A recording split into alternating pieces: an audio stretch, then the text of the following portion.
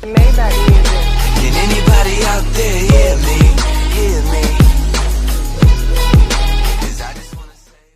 Ada beberapa tahanan wanita baru masuk ke penjara wanita. Mereka ditelanjangi, berdiri menghadap dinding, menerima pemeriksaan dari kepala penjara.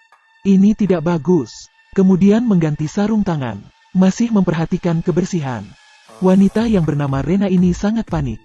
Dia berkata bahwa dia datang bulan. Kepala penjara tidak peduli. Rena dipenjara 7 tahun. Dia melihat penjara yang besar ini, yang dapat masuk kemari. Bukan orang baik. Lihat, datang seorang wanita baru, kirim dia kemari. Orang yang bermain Scorpion ini bernama Zulema. Adalah bos tahanan. Dirinya sangat kejam. Rena malah dibagi satu sel penjara dengan dia. Zulema tidak senang. Datang seorang wanita baru ke sini, dia tidak setuju. Dia tidak takut. Langsung berkata pada kepala penjara, "Saya hanya memberitahu saja. Di tempat kami sudah penuh. Jika masih ada yang masuk, dia tidur di lantai saja. Jika dia masuk, ini adalah konsekuensinya. Demi keamanan Rena." Kepala penjara mengalah. Rena dibagi ke sel lain. Meskipun rekan seruangan tidak begitu kejam, tetapi sudah di penjara lama, juga sudah terbiasa. Terus saja berbicara. Melihat keadaan ini, Rena hanya bisa membalikan badan. Teman sekamar yang bernama Annabelle sepertinya baik hati. Berkata akan membantu Rena mencari pengacara. Goya memberitahunya, tidak akan ada makanan yang jatuh dari langit. Rena hampir stres. Sama sekali tidak mendengarkan. Malam pertama di penjara, Rena menangis. Temannya Yolanda menghiburnya. "Malam pertama saja begini. Lain kali kamu akan biasa." Rena memuji gelangnya sangat cantik. Yolanda berkata, itu adalah angka 8 keberuntungannya. Ada suara di luar pintu. Ternyata Zulema. Dia mengajar Yolanda merokok bersama. Menghadapi undangan Zulema, Yolanda pun mengikutinya. Dan ini semua dilihat oleh Rena. Betapa sengsaranya hidup di penjara wanita. Dokter mengganggumu, bos penjara menyakitimu, dan mempermainkanmu. Kapan dibunuh pun tidak tahu. 2 penjaga penjara berpatroli saat malam. Pintu kamar mandi terbuka. Di atas kursi duduk seorang mayat. Dan yang mati itu adalah Yolanda. Melalui penyelidikan, dia dipanggang hidup-hidup dengan pistol uap 90 derajat. Absen di pagi hari. Padahal Yolanda tidak ada. Kepala penjara malah berkata semua sudah lengkap. Membuat Rena dan rekannya pun bingung. Kekurangan 1 orang di penjara. Sama sekali tidak penting bagi semua orang. Tetapi Rena sangat khawatir. Yolanda adalah teman pertamanya saat dia di penjara. Setelah mendapat kabar kematian Yolanda dari kepala penjara, Rena tidak tahu harus berbuat apa. Kepala penjara melihat Rena seperti tahu sesuatu. Tiba-tiba Zulema duduk mendekat, memotong pembicaraan mereka. Goya sangat baik hati mengenai kematian Yolanda. Dia juga sangat sedih. Goya memberitahu Rena, di sini banyak orang ingin membunuh Yolanda. Pacarnya Yolanda pernah sengaja membuat sebuah kecelakaan mobil.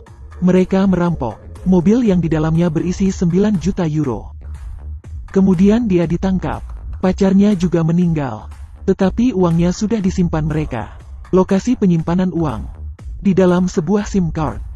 Rena menemukan sesuatu yang aneh di dalam tanah. Ternyata sebuah SIM card. Apakah yang ini? Polisi sedang menyelidiki tentang SIM card.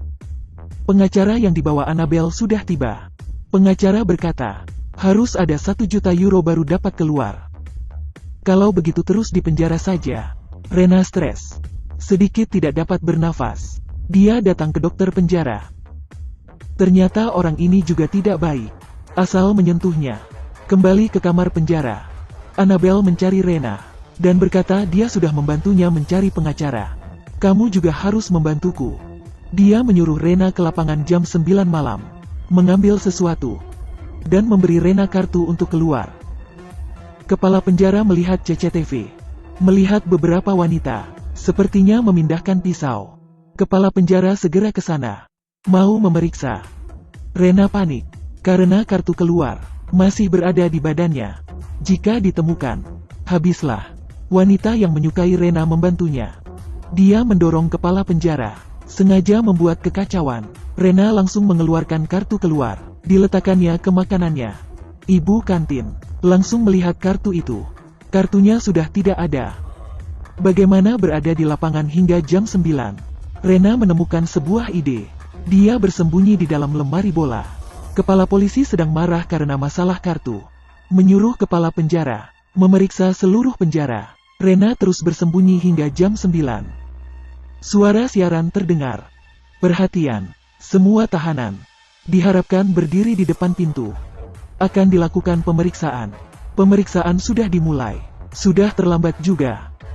Kepala penjara melihat bahwa Rena menghilang. Sebuah drone mendekat. Rena segera keluar, mengambil barang, tetapi malah melihat bahwa itu sebungkus narkoba. Dia segera masuk ke dalam, memasukkan narkoba ke dalam tubuhnya. Kemudian Rena mengambil kawat besi, mengunci dirinya sendiri, dan berteriak minta tolong. Menciptakan ilusi terkunci di dalam. Tak menyangka bahwa kepala polisi sudah terbiasa. Dia tidak percaya. Kemudian diperiksa tubuh bagian atas, sampai membuka celananya. Baru didapatinya bungkusan narkoba itu. Rena dimasukkan ke dalam ruang kurungan. Dia putus asa. Dia melihat angka 8 di dinding. Langsung teringat $9 juta milik Yolanda. Di hati Rena membuat sebuah keputusan. Ini adalah film Spanyol. Vis a Vis episode pertama. Subjek penjara wanita masih kurang. Peran utama yang baru masuk penjara kelihatan sangat lemah. Dan yang dihadapinya nanti bagaikan badai gimana.